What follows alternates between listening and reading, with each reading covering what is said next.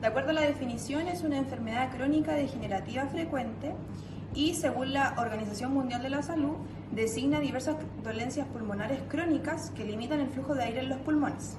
Es prevenible, tratable y conduce a la incapacidad e incluso a la muerte. También fue conocida como enfermedad broncopulmonar obstructiva crónica y síndrome pulmonar obstructivo difuso. En Chile se estima que las enfermedades del sistema respiratorio son la octava causa de muerte a nivel del país. Según el análisis de la OMS, 1 de cada 10 personas muere en Chile por esta causa, mientras que la prevalencia del EPOC es de 16,9% en personas mayores de 40 años.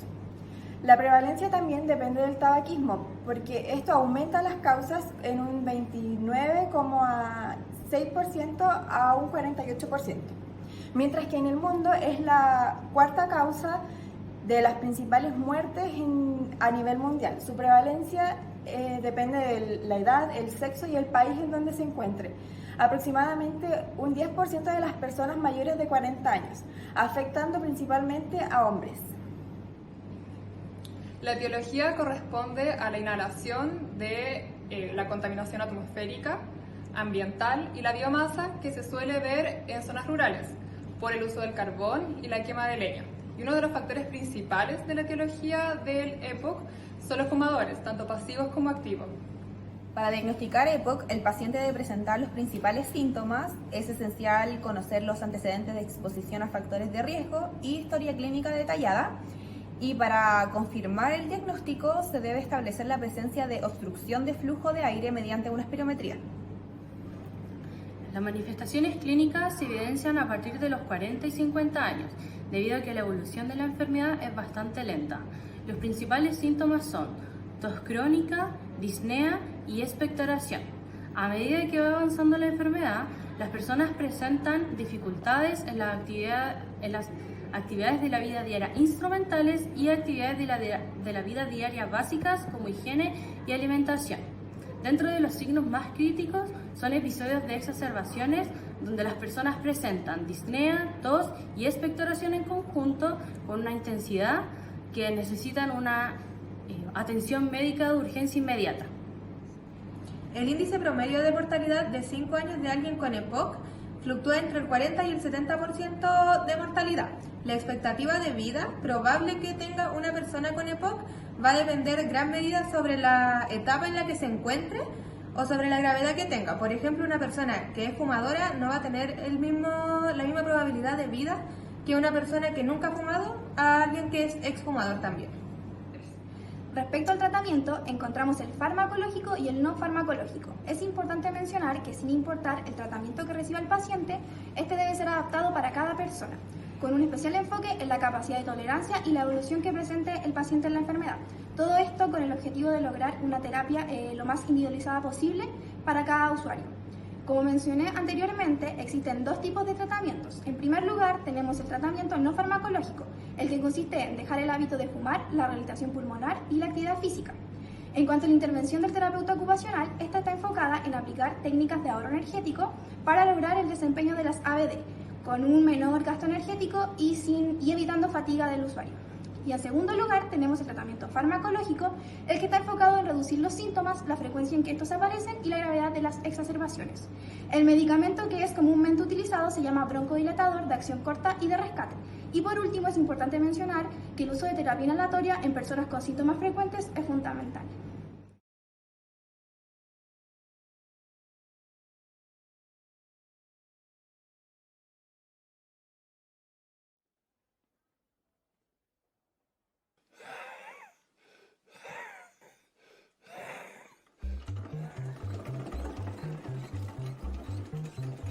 Le llega un paciente varón con disminución de la conciencia y respiración forzada.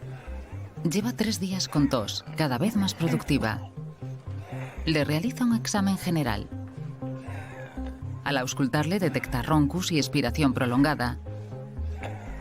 Dado que su respiración se ve comprometida, le proporcionan suplemento de oxígeno. El paciente, el señor Wang, lleva 20 años fumando 20 cigarrillos al día. Ha estado hospitalizado repetidas veces con un diagnóstico de EPOC y se le ha tratado la hipertensión. Ahora hay que actuar de inmediato y la pregunta del millón es: ¿Cuál es la causa de su estado? ¿Sufre el señor Wang un fallo cardíaco? ¿Se ha exacerbado su EPOC?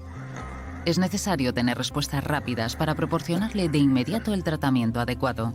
La sangre del señor Wang puede ofrecer información vital sobre su estado actual. Un análisis de gases en sangre revelará el intercambio gaseoso en los pulmones, si el paciente está suficientemente ventilado y si es capaz de eliminar el dióxido de carbono. Un análisis de gases en sangre con el analizador ABL aportará muchos datos valiosos. En este caso, le dará los valores exactos de pH y PCO2 y la concentración de bicarbonato, facilitando con ello la valoración del equilibrio ácido-base en la sangre. Además, los resultados del analizador de gases en sangre ABL le ayudarán a evaluar si el estado del señor Wang es agudo o crónico. El analizador ABL le ofrecerá los resultados rápidamente, algo crucial en un caso tan grave. Tome una muestra de sangre de una arteria para obtener la idea más precisa posible del estado del paciente. La punción arterial requiere un procedimiento muy específico para garantizar resultados fiables y no causar complicaciones. Coloque la jeringa en la entrada del analizador ABL. Enseguida obtendrá los resultados del paciente. El nivel de oxígeno es bajo y hay que hacer algo al respecto. Se trata de un caso de acidosis o de alcalosis. El método de 3 en raya permite determinarlo rápidamente. Se examina el pH, el PCO2 y la concentración de bicarbonato del informe de paciente y se comparan con los intervalos de referencia. Dependiendo de si el valor está por encima o por debajo del intervalo de referencia, se anotará en acidosis o alcalosis. En este caso tiene un 3 en raya en la columna de la acidosis. Eso indica acidosis respiratoria con una ligera compensación metabólica. Por ello, decide tratar la acumulación de dióxido de carbono. Tras proporcionar un soporte respiratorio adecuado, irá repitiendo el análisis de gases en sangre arterial. La repetición del análisis le permitirá monitorizar los efectos del tratamiento. La segunda prueba muestra que los valores del pH y PCO2 han mejorado y que el tratamiento ha tenido el efecto deseado. Pero el paciente sigue presentando una PCO2 alta. La tercera prueba revela una mayor mejoría. Tras la cuarta prueba, usted concluye que el señor Wang necesita un soporte respiratorio continuo. Y aunque el dióxido de carbono sigue por encima del rango de referencia, deberá considerarse dentro de lo normal para este paciente de EPOC. Pasados otros 30 minutos, el señor Wang está más despierto. Ya se puede sentar derecho y responde a sus preguntas con voz clara. Un nuevo examen muestra que el señor Wang tiene neumonía en el lóbulo inferior derecho. El señor Wang deberá quedarse hospitalizado hasta que mejore. El uso de un analizador ABL le facilitó un diagnóstico tentativo para aplicar un tratamiento específico. También le permitió seguir los efectos del tratamiento. El paciente superó una situación de riesgo vital sin tener que aplicar tratamientos invasivos. El analizador ABL permite evaluar el estado respiratorio y metabólico del paciente. Y con análisis reiterados de gases en sangre puede evaluar de forma temprana cambios agudos.